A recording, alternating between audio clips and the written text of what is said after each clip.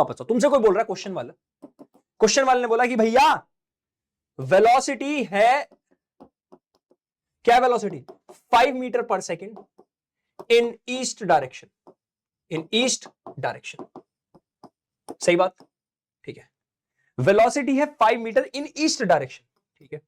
अब क्वेश्चन वाले ने कहा कि यार वेक्टर थोड़ा सा एक एलीट सा टॉपिक लग रहा है, कुछ बड़ा बड़ा आदमी जैसा है ना, फील आ रही है ना ऐसी।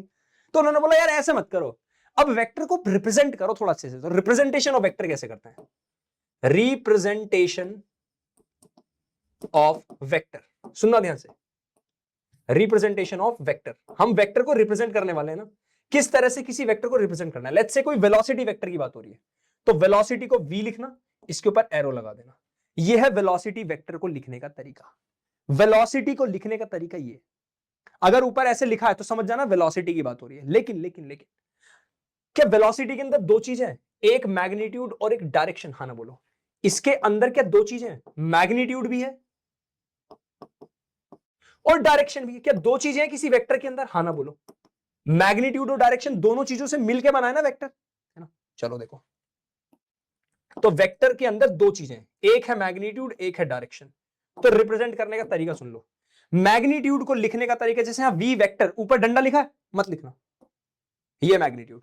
तुमसे कोई पूछे डायरेक्शन, डायरेक्शन के लिए ऊपर टोपी पहना दो, कि टोपी बता रही थी डायरेक्शन वहां पे। तो किसी भी वेक्टर को लिखने का तरीका समझ में आया सबको, पहले इतना बताओ, समझ में आया वेक्टर को लिखने का तरीका। सब लोग बोलेंगे, कैसे बोलेंगे वैसे, है ना। यानी किसी वेक्टर के अंदर, मैं सिर्फ रिप्रेजेंटेशन समझा रहा हूं, किसी वेक्टर के अंदर दो चीजें होती हैं।